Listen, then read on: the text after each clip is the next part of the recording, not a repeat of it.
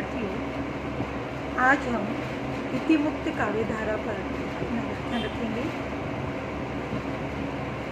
रीतिकालीन साहित्य जो 3 भागों में विभाजित किया गया था, प्रथम रीतिबद्ध, द्वितीय रीतिसिद्ध और तृतीय रीतिमुक्त। रीतिबद्ध काव्यधारा को हमने देखा कि जो संस्कृत से चली आई परिपाटी का अनुसरण करते हैं और उन्हीं के अनुसार उन्होंने ग्रंथों की रचना की, जिसमें लक्षण और उदाहरण उन्होंने स्वयं को दिया, उन्हें रीतिबद्ध कवि कहा गया।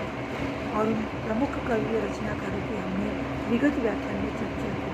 अब रीति मुक्त काव्यधारा की अगर हम बात करते हैं तो रीति काल में अनेक ऐसे कवि हुए जिन्होंने रीति की बंदी बंधाई परिपाटी को छोड़कर अपनी कविता में स्वच्छंद भावों की अभिव्यक्ति को पैदा किया।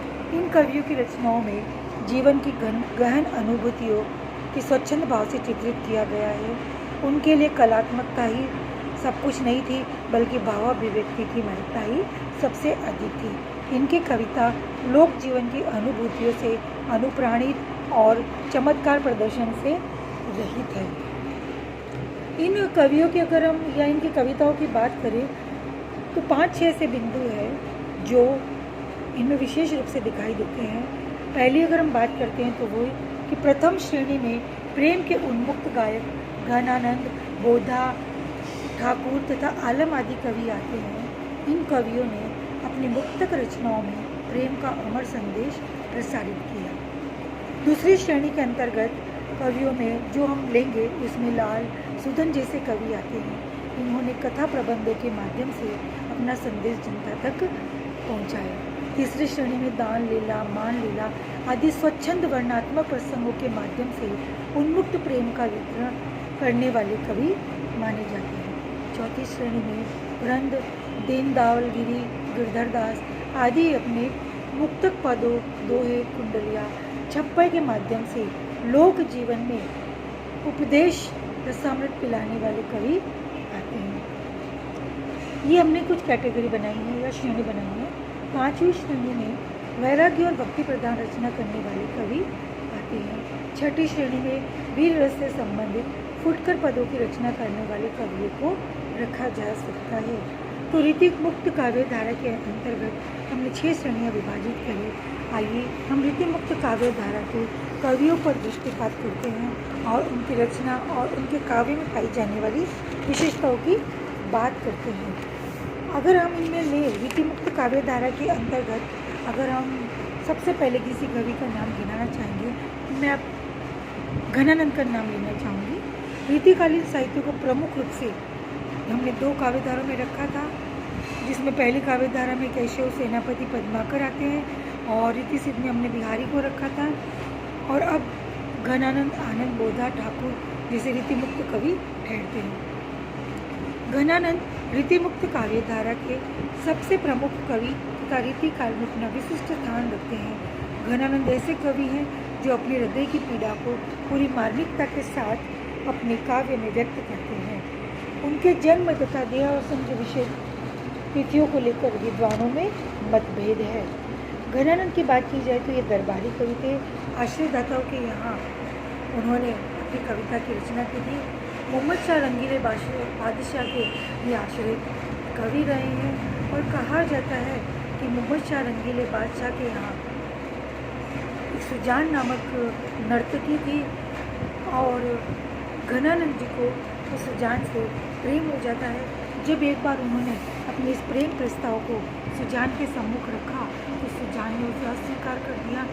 वो स्वीकार घनानंद को इतनी ठेस पहुंचाने वाला था तो उन्होंने उसी समय उस दरबार को छोड़ा और वृंदावन में आ गए।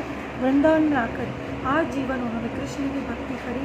कृष्ण की भक्ति करते हुए उन्होंने अपनी प्रियतमा सुजान का नाम कृष्ण को दे दिया। उनके सभी पदों के अंतर्गत हमें सुजान का जिक्र या उनकी चर्चा जो उन्होंने की है वो देखते हैं और जो नाम सुजान दिया है वो उनके सभी प्रमुख पदों में देखने को मिलता है। चूँकि उनके जीवन में सुजान का विरह था तो उनके काव्य में भी विरह की भावना बहुत अधिक देखने को मिलती है। घनानंद शुद्ध कवि थे। आचार्य शुक्ल ने उनके सुजान सागर, विरह लीला, कोक सागर, रस केली वल्ले, कृपानंद आदि काव्य ग्रंथों का उल्लेख किया है। घनानंद कवि शीर्षक से प्रकाशित ग्रंथ में उनके कवित्व संकलित है। उनका असली नाम से लेकर भी विद्वानों में मतभेद है, घनानंद या आनंदघन। उनके काव्य के हर पद में हमें घनानंद या आनंदघन शब्द भी देखने को मिलता है। घनानंद ने अपने काव्य में प्रेम, सौंदर्य और विरह का बड़ा सूक्ष्म, मार्मिक और उत्कृष्ट वर्णन किया है। उनके काव्य में विरह की प्रधानता है। वस्तुतः घनानंद का काव्य विरह काव्य ही है। विरह हृदय की विभिन्न दशाओं एवं अनुभूतियों की वंजना उन्होंने अपने अत्यंत कोमल और उदात्त भाव से की है। उन्होंने स्वयं अपने काव्य की विशेषता बताते हुए कहा है कि कैसा रसिक उनके काव्य का आनंद ले सकता है। नहीं महाब्रज भाषा प्रवीण हो सुंदर तानी के भेद को जाने, जोग वियोग की रीति में कोविद भावना भेद स्वरूप को ठाने, चाह के रंग में बीजो यो बिछुरे मिले प्रीतम साथी न माने, भाषा प्रवीण सुछंद सदा रहे सो घन जी के कवित्व बखाने। घनानंद प्रेम के कवि है, ब्रज भाषा में प्रवीण है और स्वच्छंद स्वभाव के हैं। प्रेम की पीर या विरह की वंजना में बेजोड़ है। लाक्षणिक मुहावरों द्वारा अपने बात को पुष्ट किया है। उनकी कविता का मन प्रेम की पीर का अनुभव करने वाला ही समझ सकता है। इस धारा के दूसरे प्रमुख कवि है भूषण। महाकवि भूषण का जन्म 1670 में हुआ और मृत्यु 1772 में हुई, संवत 1772 में हुई। उनके भाई चिंतामणि और मतीराम थे। ये उनका वास्तविक नाम अज्ञात है। भूषण की उपाधि उन्हें चित्रकूट के सोलंकी राजा रुद्र द्वारा प्राप्त हुई थी। वे छत्रपति शिवाजी के आश्रित कवि थे और उनकी प्रशंसा में उन्होंने पर्याप्त काव्य की रचना की है। पन्ना नगरी के महाराजा छत्रसाल के यहाँ भी उनका अतिशय मान था। यहाँ तक कि एक बार महाराजा छत्रसाल ने उनकी पालकी में अपना कंधा लगा दिया। इसी कारण उन्होंने कहा था कि शिवा को बखानो की बखानो छत्रसाल को। भूषण के शिवराज भूषण, शिवा बावनी एवं छत्रसाल दशक ग्रंथ सर्व प्रसिद्ध है। उन्होंने राष्ट्रीय काव्य की श्रेष्ठ रूप में रचना की है। आधुनिक दृष्टिकोण से चाहे उन्हें राष्ट्र कवि न कहकर जातीय कवि कहा जाए, किंतु उस समय की परिस्थिति को देखते हुए उनकी कविता राष्ट्रीयता से ओतप्रोत मानी जाती है। भूषण की रचनाओं में रस संचार की दृष्टि से शिवा बावनी और छत्रसाल दशक की अधिक महत्व है। नामों के अनुसार इनमें से प्रथम काव्य में 52 छंद तथा द्वितीय काव्य में 10 छंद होने चाहिए, किंतु इस समय प्राप्त होने वाली प्रतियों में दोनों ही काव्य अधिक छंदों से युक्त है। महाराज शिवाजी की प्रशंसा करते हुए उन्होंने बहुत सुंदर छंद की रचना की।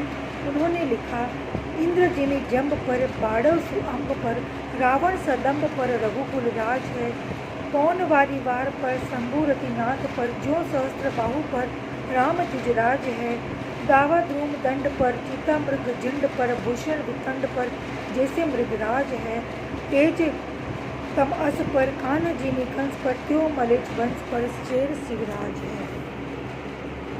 रीति मुक्त काव्य धारा के अंतर्गत हम अपने अगले कवि लेते हैं कवि बोधा।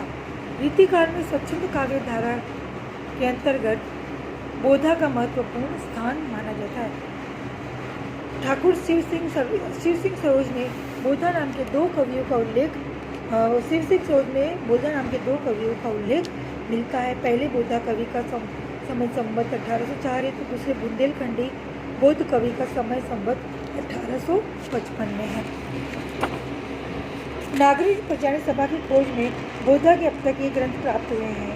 विरही सुबान, दंपति विलास, बाग वर्णन, बारहमासी, फूलमाला, पक्षी मंजरी। किंतु कुछ लोग इश्कनामा को ही बोधा की रचना मानते हैं, किंतु बाकी खोजों में वीर वारिश रचना भी बोधा की ही मानी जाती है। माधव काम कंदला चरित्र वीर वारिश बोधा की एक महत्वपूर्ण कार्यकृति है, जिसमें उन्होंने प्रेमाख्यान को काव्यबद्ध किया है। हिंदी में माधव काम कंदला का चरित्र 3 कवियों ने लिखा है, आलम, हरिनारायण तथा बोधा। किंतु बोधा की रचना आलम तथा हरिनारायण की रचनाओं से प्रौढ़ है। इश्कनामा में प्रेम संबंधी मुक्तक छंदों की छंद मिलते हैं। अगले कवि के रूप में हम देखना चाहेंगे आलम को। आलम के लिए कहा जाता है कि वे जाति से ब्राह्मण थे। परंतु शेख नाम की रंगरेज से प्रेम होने के कारण मुसलमान धर्म स्वीकार करके अपना जीवन व्यतीत करने लगे। उनके पुत्र भी शेख रंगरेज से प्राप्त हुआ था। उसका नाम जहां था। कवि आलम औरंगजेब के दूसरे बेटे मुअज्जम के आश्रम में रहते थे, जो कि बहादुर शाह के नाम से राजगद्दी पर बैठा था। यह समय 18वीं विक्रम शक्ति का है। आलम की प्रमुख रचनाओं में माधवानंद कामकंदला, स्वाम सनेहा तथा आलम केली प्रसिद्ध है। माधवानंद कामकंदला कलाकृति 991 हिजरी अर्थात 1639 से 40 विक्रम संवत में लिखी गई थी। माधवानंद कामकंदला को भक्तिकालीन आलम कवि की कृति है। इस रीतिकालीन आलम की रचना नहीं है। कवि आलम श्रृंगार के प्रसिद्ध कवि थे। उन्होंने प्रेम भाव के संबंध में नवीन भावना की है। कहा जाता है कि कनक छरी सी कामनी काहे को कटी छीन पंक्ति लिखने वाले आलम को जब शेख ने दूसरी पंक्ति के रूप में कटी को कंचन काटी विधि ऊंचे ने मध्य दरिदी लिखकर पगड़ी की छोर में बांधकर भेज दिया तो उसकी रसिकता का सागर उमड़ पड़ा और श्रृंगार के सफल कवि में समर्थ हो गया। यह भी जनश्रुति प्रसिद्ध है कि आलम के काव्य में अनेक पद उनकी पत्नी शेख कवित्री के बनाए हुए हैं। निम्नलिखित पद का चौथा चरण शेख का बनाया हुआ माना जाता है। प्रेम रंग पगे जगमग जगे जामी लिखे जीवन की जाति जगी शेर उमगत है मदन के माने मतवारे ऐसे घूमत है झूमत है लुकी झुकी झुकी उभरत है आलम सो नवल निकाय इन नैन नीति पाखुरी पदम के भंवर फिरकत है चाह दे उड़ी बिगो देख मयंक सुख जानत है रहनी ताकते ताही में रहते हैं। ये हमारे कुछ रीतिकालीन धारा के प्रमुख कवि थे, मुख्य कवि थे, जिनका हमने यहाँ पर चर्चा की। इसके अलावा ठाकुर है, वृंद है, अन्य गिरिधर कवि राय है, फुटकर रीति मुक्त कवि में लाल, सुदन आदि, क्षेत्र प्रकाश, जिनके लाल के लिखे हुए हैं, हम इनके नाम ले सकते हैं।